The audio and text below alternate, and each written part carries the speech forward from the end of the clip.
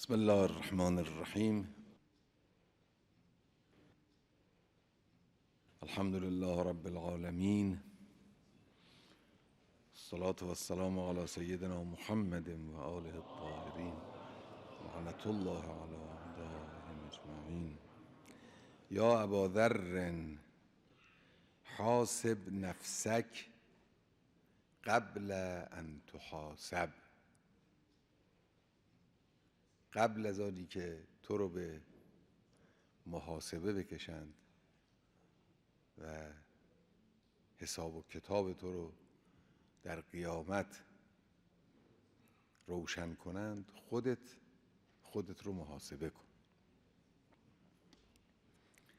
فهو اهون لحسابک غدا. اگر خودت رو در میزان بگذاری و محاسبه بکنی منصفانه، این حساب تو را اون روزی که خدای متعال و کرام الکاتبین تو را محاسبه خواهند کرد، اون حساب برای تو آسانتر خواهد بود. علت هم این است که انسان وقتی خود محاسبه کرد، عیوب خود را دید، پشیمان می شود، در صدد علاج برمیاد، لااقل خشیت الهی بر دل او سایه می افکند. اینها همه چیزهایی است که برای انسان مایه تعالی است. هم توبه، هم استغفار، هم ندامت، هم اعتراف، نفس اعتراف به اینکه ما وضعمون اینجوری است. خود این اعتراف عندالله انسان رو تعالی میده. بنابراین اونجا اون وقت حساب آسانتر می شود. و زن نفسک قبل ان توزن. خودت رو وزن کشی کن، به قول کشتیگیرا، قبل از آنی که تو را وزن کشی کنه.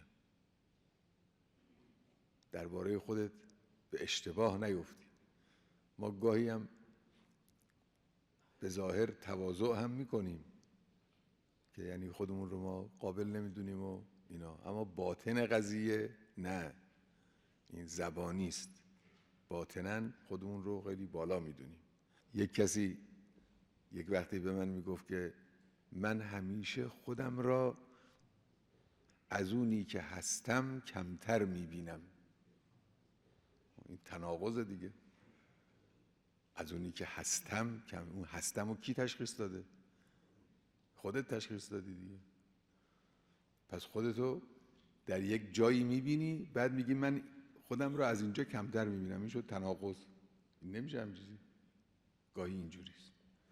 تواضع هم آقا ما که کسی نیستیم، ما که قابلی نداریم، ما که صدها گناهیم، اما زبانیست. دل اینجور نیست. یه وقت گفتم یک نظرخواهی کرده بودن در آمریکا، توی که از این مجلات آمریکایی، نیوزویک یا تایم، اینو درج کرده بودن. چند سال قبل از این بنده دیدم. سوال کرده بودن از افراد معمولی که چند درصد شما احتمال میدید برید بهشت. اکثرشون گفته بودن 80%، 90%. ما میدونیم که میریم بهشت. این عدم توزین خوده. انسان خودش رو درست توزین نکنه این میشه. ما هم همینجوری. ما این همه صفات ناپسندی در ماست. خب در قیامت اون چیزی که معیار عمل هست و میمانه اون نفسانیات ماست، اون صفات ماست، خصوصیات ماست، بخل ماست، حسد ماست، حرص ماست، بددلی و کینه ورزی ماست، بدخواهی ماست، حالت میل به گناه و میل به شهوت است در دل ما. ایناست که جزو اون ثوابت نفس انسانه که اگر به همین شکل از دنیا بره، اینا خب به همون شکل هم از اونجا در میاد. اعمال که خب زائل میشن، اینا میمونه. اینا رو انسان، یا گناهانی که سر میزنه از انسان، چقدر گناهان کوچک و بزرگ از ماها سر میزنه، از انواع و اقسامش. غفلت داریم، مثلا خودمون رو محاسبه نمی کنیم. چقدر ریا کردیم. ریا خب گناه کبیر است دیگه.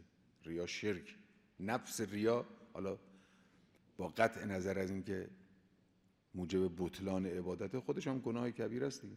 حالا شما بذارید چقدر ما ریا کردیم، جور دیگه خودمون رو نشون دادیم، یا عبادت که ما باید وسیله تقرب ما به خدا باشه، اون رو وسیله ابتعاد خودمون علیه بالله قرار دادیم.